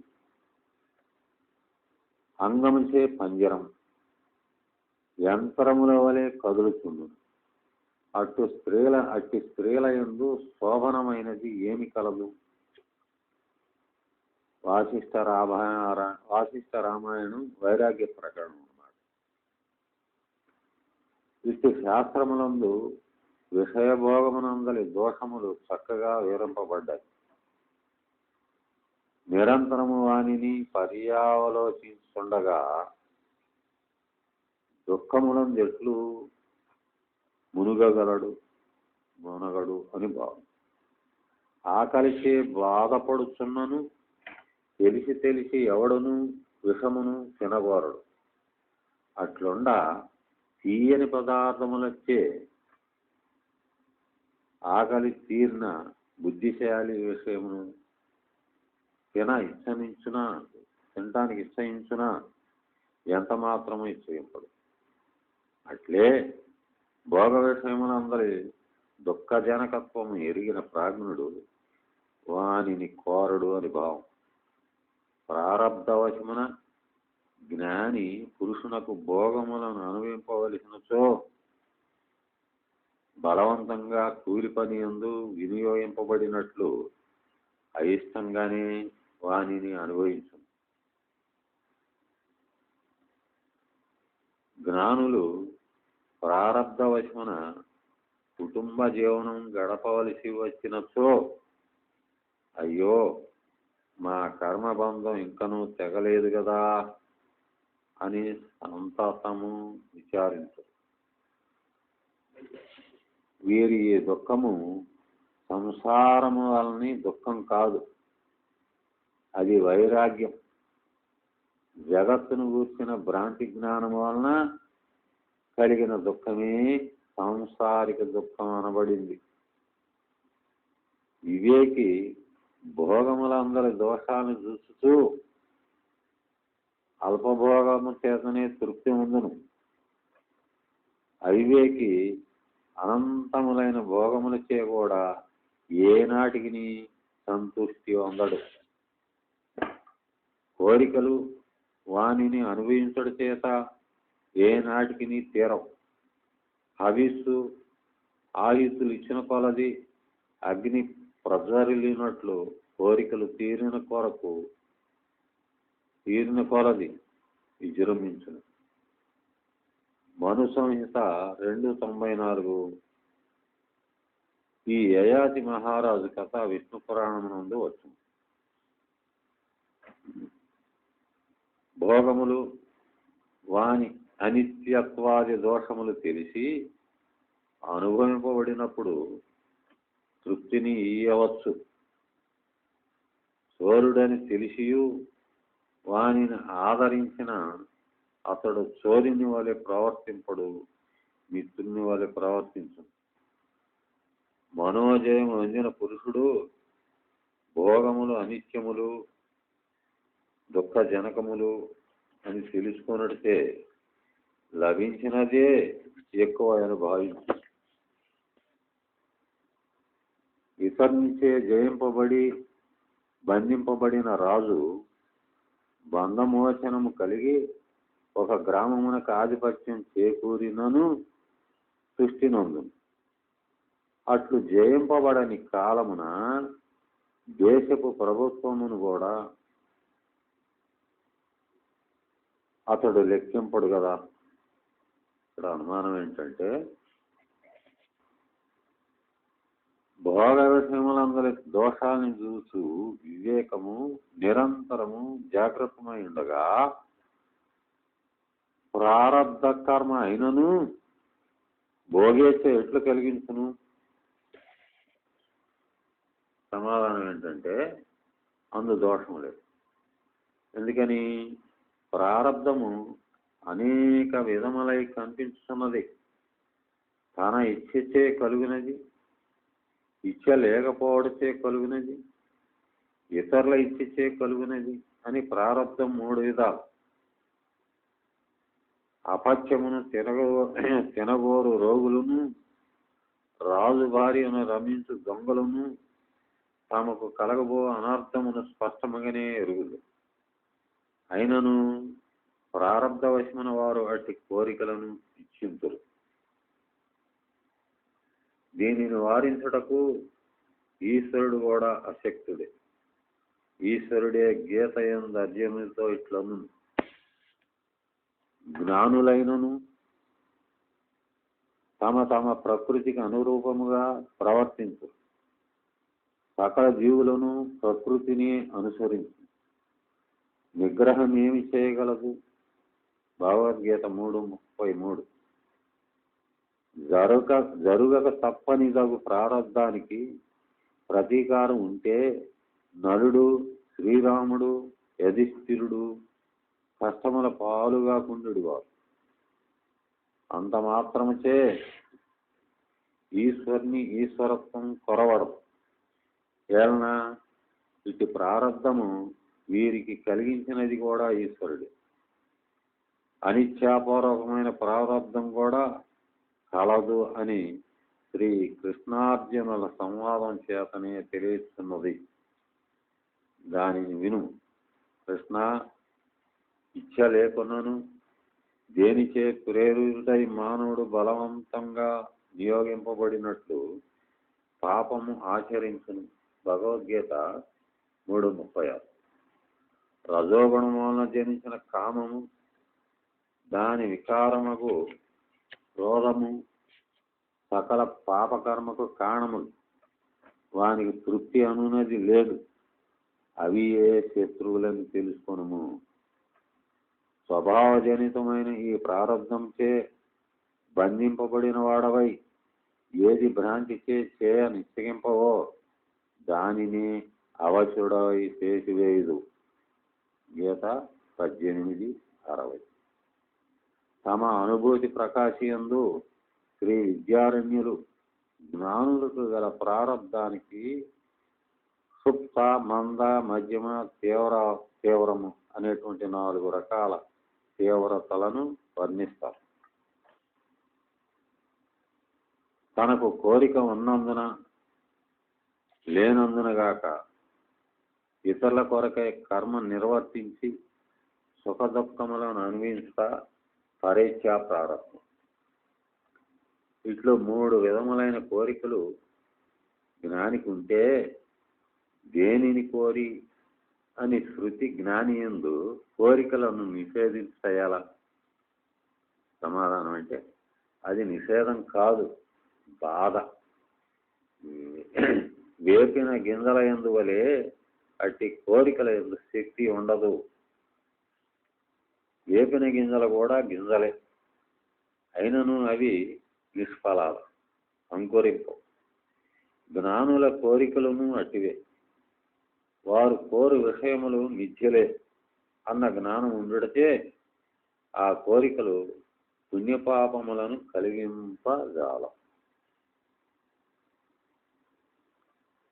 అంకురింపకపోయినను తినుటకు వేసిన గింజలు ఉపయోగపడు. అట్లే జ్ఞానుల కోరికలు అల్పభోగమును ఇచ్చును, గొప్ప దుఃఖమును అవి కల్పింపలేవు. అనుభవమే ఉద్దేశం ఒకటిచే అనుభవింపబడిన ప్రారంధము తీరిపోవు. ఆ అనుభవాలు సత్యములను భ్రాంతి వలన వానిచే దుఃఖము కలుగును. ఈ భోగము నశింపకుండుగాక, ఇక మీద కూడా అది వర్ధిల్లుగాక, దానికి విఘ్నములు లేకుండుగాక, దీనిచే నేను ధన్యుడా నగుదును. ఇట్టిదే భ్రమ. భ్రమ వలననే దుఃఖం, లోలుపత, దర్పము మొదలగునవి కలిగి ఇతరులకు దుఃఖము కలిగింది. కానిది కానే కాదు, కాకున్నచో అది కాకపోనే పో అనేటువంటి బోధ భ్రమను పోగొట్టు. దుఃఖము అనేటువంటి విషయం హరించింది. భోగము, అనుభవము జ్ఞానులకు భ్రాంతులకు సమమే అయినను సాధ్యము కాని విషయములను సంకల్పించుట చేత భ్రాంతులకు వ్యసనము మెండు. విషయభోగములు మిథ్య అని జ్ఞానికి తెలియదు కనుక అతడు వాని గూర్చిన కోరికలను తెలపనీయుడు. వానిని అనుభవించుతున్నను అవి కావలను అని చిరకాలము కొనసాగవలనని సంకల్పింపడు. ఇక అతనికి దుఃఖం ఎక్కడది లేదని భావం. ఈ జగత్తు అందరి భోగాలు కళల వంటివి, ఇంద్రజాలం వంటివి. అవి ఊహాతీతమైన కల్పనాలు, చూస్తుండగానే నశించున్నవి. ఇట్లు తెలుసుకొని జ్ఞానికి వాని యందు ఆస్థ, కోరిక ఎట్లు జనింపదు. తన కళను తాను నేరుగా చూసి తన జాగ్రత్తావస్థను చూచుతూ ప్రమాదం లేక ఈ రెండింటిని గూర్చి అనుదినము చింతింపవలను. చూడండి, కఠోపనిషత్తు 2:4. చిరకాలము వాణిని పరిశీలించి అవి రెండును అన్ని విధములుగాను సమానములే అని గుర్తిస్తే ఇక జాగ్రత్త అవస్థ సత్యము అనేటువంటి భ్రాంతిని వదిలి పూర్వమాలే దాని యందు అనురక్తుడు కాడు. చూడు ఉపదేశ సాహస్రి 17:60. ఈ ద్వైతజాతం ఇంద్రజాలం వంటిది. దీనికి కారణం ఊహాతీతం అని విస్మరింపని జ్ఞానికి ప్రారంధము అనుభవించటం వలన ఏమి హాని, ఏమీ లేదు. జ్ఞానము దృశ్యమాన జగత్తంతయు ఇంద్రజాలమనే మిథ్య అని తెలుపును. అందరి అనుభవాలను అది తొలగింపదు. ప్రారబ్ధము జీవునిచే సుఖదుఖమును అనుభవింపజేయను. ఆ అనుభవాన్ని సత్యములుగా చేయజాలవు. బ్రహ్మమునకు ప్రారబ్ధమునకు విషయములు భిన్నములబడితే, జ్ఞానమునకు ప్రారబ్ధమునకు విషయములు భిన్నములబడితే ఆ రెండింటికి విరోధం లేదు. ఇంద్రజాలము సత్యము కాదని తెలిసియు దానిని చూసి ఆనందించం కదా. ప్రారబ్ధము జగత్తునకు సత్యత్వం ఆపాదించి అనుభవింపజేస్తే అప్పుడు జ్ఞానానికి విరోధి అవు. జ్ఞానముతో ఏకకాలమున ఉండజాలదు. కేవలము అనుభవించడచే సత్యత్వం సిద్ధింపదు. అసత్యములైన స్వప్న విషయములచే అనల్పమైన ఆనందానుభవం కలుగుతున్నది. జాగ్రత్త విషయములు కూడా అట్లే అసత్యములైనను భోగమును సుఖదుఖానుభవమును కల్పించునని తెలియదు. జ్ఞానము జాగ్రత్తావస్థనే తొలగింపగలిగినచో అప్పుడు ప్రారబ్ధమును నశింపజేయగలవు. జగత్తు మాయ అని తెలిసినంత మాత్రమున ఆ జగత్తు తొలగింపబడదు. ఇంద్రజాలము కల్పితము అనేటువంటి జ్ఞానం జనులకు ఉన్నను ఆ జ్ఞానము ఇంద్రజాల ప్రదర్శనమును తొలగింపదు.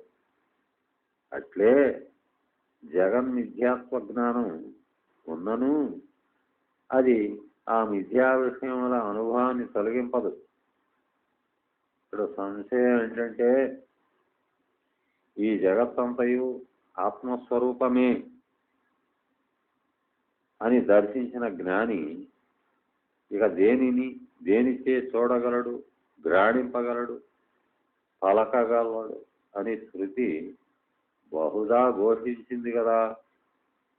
బృహదారణ్యక ఉపనిషత్తు 2:4-14, ఈశావాస్య ఉపనిషత్తు 7, ఛాందోగ్యోపనిషత్తు 7:21, 7:24 ఈ శృతులు ఉన్నాయి కదా.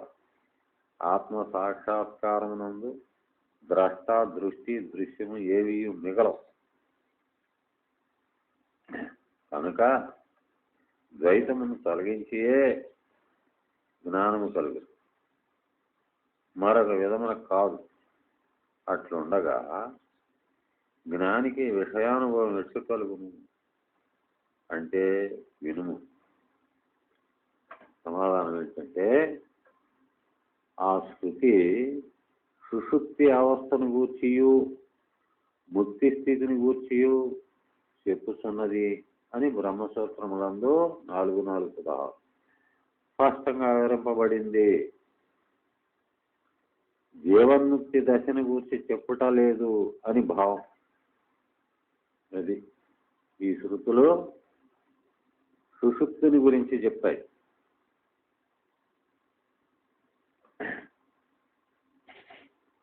అట్లు కానిచో యాజ్ఞవల్క్య ఋషి మొదలగు వారి ఆచార్యత్వం సంభవింపదు. వారు ద్వైతమును చూస్తే అజ్ఞానులకు, చూడకపోతే మాట్లాడక ఉండవలను. నిర్వికల్ప సమాధి యందు ద్వైత దర్శనం లేకపోవడచే అది అపరోక్ష జ్ఞానం. అంటే సుషుప్తి యందు కూడా ద్వైత భావన లేదు గనుక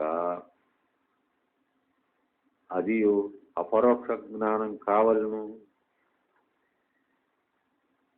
నిద్రితుడు నిద్రించే అటువంటి వాడు ఆత్మతత్వం ఎరగడు అంటే నీవు ఆత్మబోధయే జ్ఞానమని చెప్పవలను, కానీ ద్వైత విస్మరణము జ్ఞానమని కాదు కదా. ఆత్మబోధయు ద్వైత విస్మృతియు రెండును కలిసి ఉన్ననే జ్ఞానం. అంటే కుండ వంటి జడ పదార్థములకు ద్వైత భావం లేదు కనుక వానికి సగము జ్ఞానము కలిగినట్లే.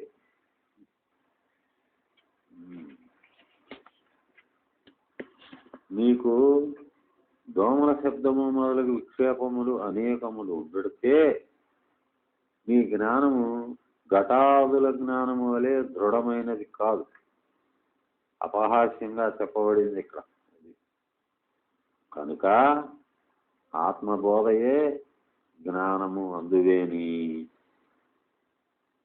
మా సిద్ధాంతం అంగీకరిస్తున్నావు. సుఖంగా ఉండుము.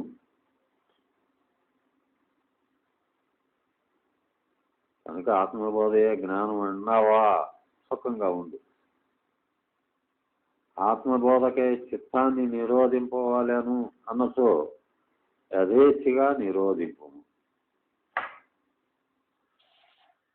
అది మాకు ఇష్టమే. నిరోధించి చిత్తదోషాలని తొలగిస్తే జగన్మాయామయత్వం చక్కగా గోచరించును గనుక కిమిత్యం అనేటువంటి శృతి వాక్యానికి జ్ఞాని ఇచ్చించినను అజ్ఞాని యొక్క చెలవలే బంధ కారణములగునట్లు ఇచ్చింపడు అని అర్థం. రాగము అజ్ఞాన లక్షణము అనేటువంటి శాస్త్రం జ్ఞాని యందు రాగాదులు ఉండినా ఉండనిమ్ము అనేటువంటి శాస్త్రం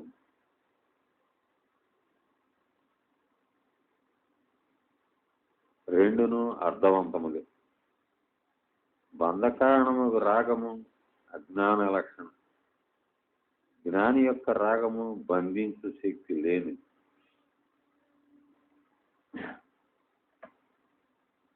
జగత్తు మిథ్యనియు ఆత్మ అసంగమనియు జ్ఞానికి స్పష్టంగా తెలియడచే అతని యందు కర్తృత్వాభిమానం కానీ భోక్తృత్వాభిమానం కానీ ఉండదు. కస్యకామాయ ఎవని కోరిక కొరకు అనేటువంటి సృష్టి ఈ భోక్త లేకుండానే సూచించను.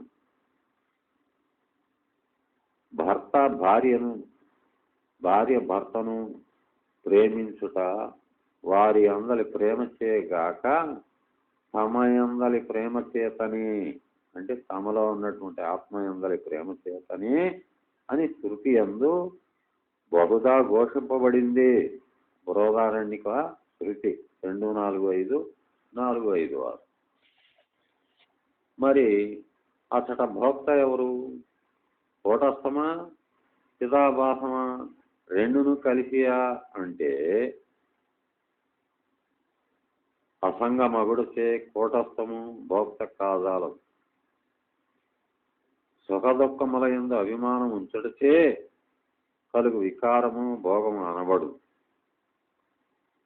కూటస్థము వికారము వందదు అనుట విరుద్ధ వచనము కదా. నైష్కర్మ సిద్ధి 2:77 చూడండి. బుద్ధి యొక్క వికారములను అనుసరించి చిదాభాసను వికృతి నొందినను అది కేవలము భ్రాంతి అగుడితే అధిష్టానము లేకయే తానుగా నిలవజాలదు. కనుక సామాన్యముగా లోకమునందు ఆ రెండింటి కలయికయే భోక్తగా చెప్పబడుతున్నది. అంటే పరమార్థమున అట్టి కలయికయే సంభవింపదు అని భావం. శృతి కూడా బుద్ధి ఉపాధిగా కలిగి భోక్త ఆత్మతో ప్రారంభించి కేవలం కూటస్థముతో అంతమవుతున్నది. ఆత్మస్వరూపం గూర్చి జనకుడు అడుగగా యాజ్ఞవల్కుడు విజ్ఞానమయ కోశముతో ప్రారంభించి అసంగము అధిష్టానము అవి చిదాత్మతో సమాప్తి చేసెను.